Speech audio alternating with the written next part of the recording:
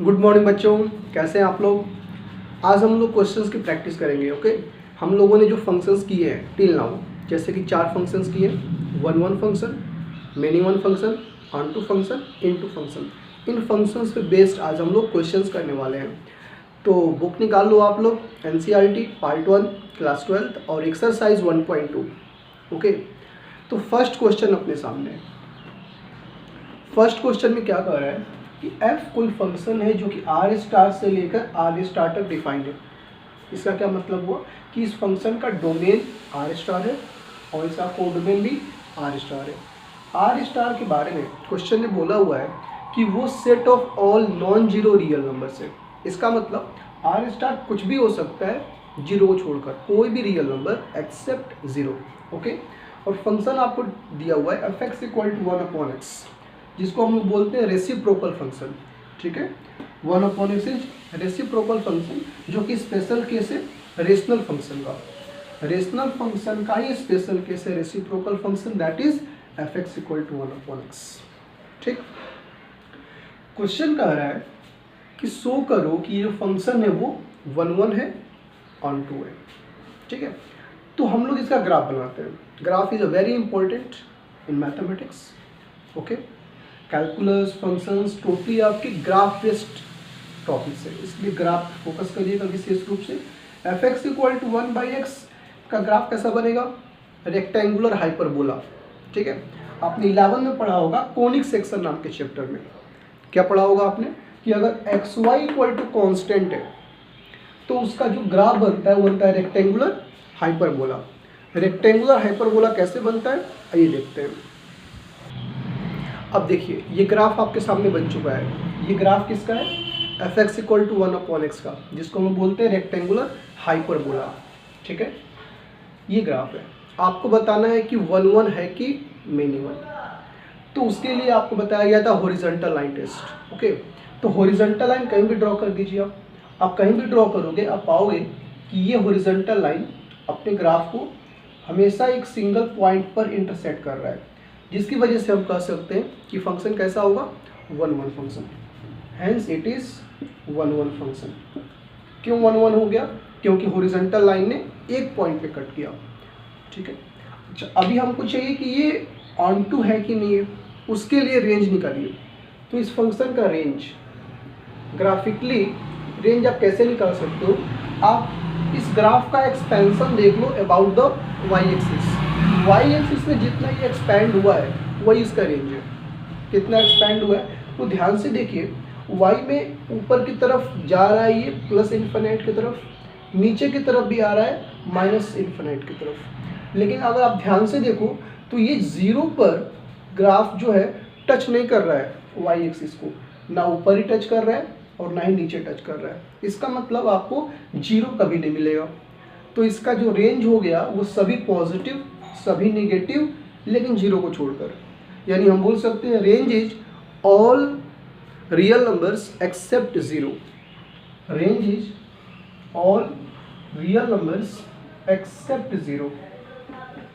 अब इसको हम लोग कंपेयर करेंगे इसके कोडोमेन से। अगर ये कोडोमेन के इक्वल हुआ तो ऑन टू है, नहीं इक्वल हुआ तो ऑन टू नहीं है।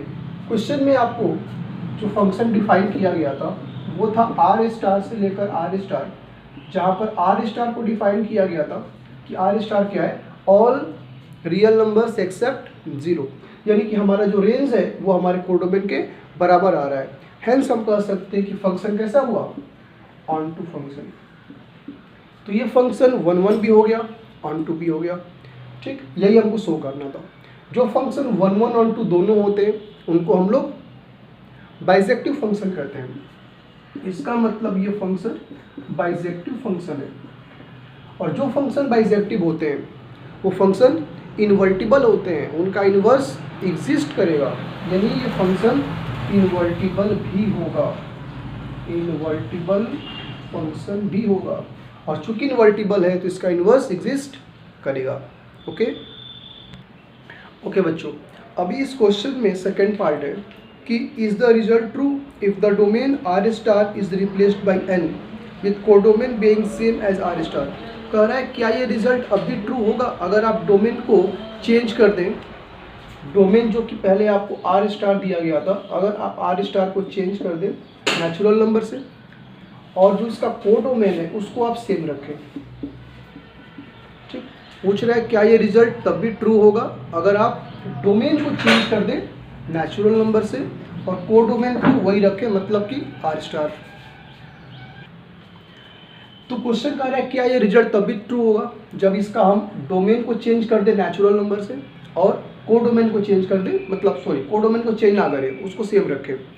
तो आप खुद सोचो, अगर आप डोमेन में सिर्फ नेचुरल नंबर लोगे, कोडोमेन में आर स्टार लोगे, इसमें अगर सिर्फ नेचुरल नंबर लिया आपने जैसे कि 1 2 3 4 5 एंड सो ऑन, और इसमें तो आप कुछ भी ले सकते हो, √2 ले सकते हो, 1/2 ले सकते हो, -1 ले सकते हो, 0 ले सकते हो, कुछ भी ले सकते हो। तो कह रहे क्या रिजल्ट तब भी ट्रू होगा? देखो आप, रिजल्ट तब भी ट्रू नहीं होगा, आंसर इज नो। अब रीज़न क्यों ऐसा होगा? क्योंकि √2 आपके पास है, इसका इधर में जाकर के कोई इमेज ही नहीं बनेगा। 1/2 है, इसका इमेज बनेगा, रेसिप्रोकल होकर के 2 आ जाएगा। ठीक है, अच्छा -1 है, इसका कोई इमेज ही नहीं बनेगा, प्री इमेज ही नहीं बनेगा यहाँ पर।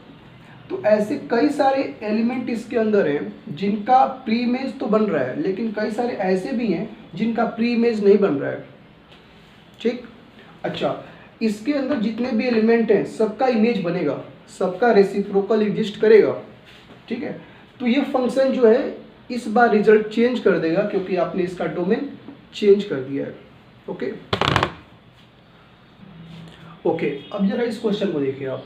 ये क्वेश्चन कह रहा है f कोई फंक्शन है जो कि R डिफाइन है, मतलब इसका डोमेन भी R है और इसका कोडोमेन भी R है।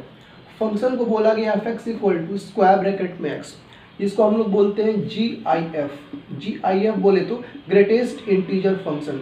ये फंक्शन है ग्रेटेस्ट इंटीजर फंक्शन। आप लोगों ने 11 में इसको डिस्कस किया होगा, ग्रेटेस्ट इंटीजर फंक्शन। ठीक, क्वेश्चन कह रहा है कि बताओ कि ये 1 1 है, मेनी 1 है, ऑन टू है, इनटू है, ये आप बताइए।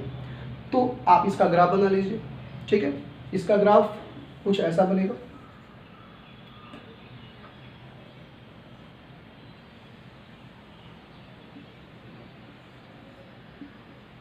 जहां पर सर्किल को डार्क किया गया है इसका मतलब है कि वो वैल्यूज इंक्लूड है, और जहां पर सर्किल ओपन किया गया है उसका मतलब वैल्यूज एक्सक्लूड है, मतलब उसमें शामिल नहीं है।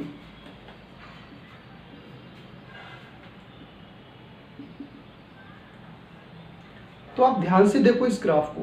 अगर आप एक हॉरिजॉन्टल लाइन ड्रॉ करोगे तो इसको कई सारे पॉइंट पे टच करते हुए जाएगा। यहाँ भी आप ड्रॉ करोगे, कई सारे पॉइंट को टच करते हुए जाएगा। इसका मतलब ये हुआ कि ये फंक्शन कैसा फंक्शन है? मेनी वन फंक्शन है। तो ये फंक्शन मेनी वन फंक्शन है, मतलब 1 1 फंक्शन नहीं है, मेनी वन फंक्शन है, क्योंकि हॉरिजॉन्टल लाइन टेस्ट से पता चला। रही बात कि ऑन टू है कि इनटू है, इसका आप रेंज निकाल लो। और आपको मालूम है क्लास 11 से कि GIF का जो रेंज है वो होता है Z। इसका रेंज क्या हो जाएगा? रेंज हो जाएगा इसका Z, मतलब द सेट ऑफ इंटीजर्स। तो रेंज इसका इंटीजर्स है और कोडोमेन इसका ऑल रियल नंबर है। क्या दोनों आपस में इक्वल है? आंसर इज नो, आपस में इक्वल नहीं है। तो जब रेंज कोडोमेन के इक्वल नहीं है तो क्या ये फंक्शन ऑन टू होगा? नहीं हो सकता, उसके लिए दोनों इक्वल होने चाहिए थे। तो ये फंक्शन ऑन टू नहीं हो सकता, तो क्या होना पड़ेगा? इनटू होना पड़ेगा। तो क्वेश्चन के जवाब में आप ये कहेंगे कि ये फंक्शन 1 1 फंक्शन नहीं है और ये फंक्शन ऑन टू फंक्शन भी नहीं है। रीजन क्लियर हुआ? ठीक है, तो फंक्शन कैसा है? मेनी वन है और इनटू है। ठीक, तो अगर आपको ग्राफ का आइडिया है तो बहुत इजीली आप क्वेश्चंस को सॉल्व कर सकते हो। ग्राफ के लिए एक बार आप 11th रिवाइज कर लो, फंक्शंस चैप्टर नंबर 2। कोई भी डिफिकल्टी होगी आप हमसे बात कर सकते हैं। ओके, बाकी क्वेश्चंस भी आप प्रैक्टिस कीजिए। हम लोग नेक्स्ट वीडियो में इसके बाकी क्वेश्चंस को भी डिस्कस करेंगे। थ्योरी को एक बार रिवाइज कर लीजिएगा आप लोग, उसके बाद क्वेश्चंस को बनाएंगे तो ज़्यादा फायदा होगा। Okay, thank you, have a nice day.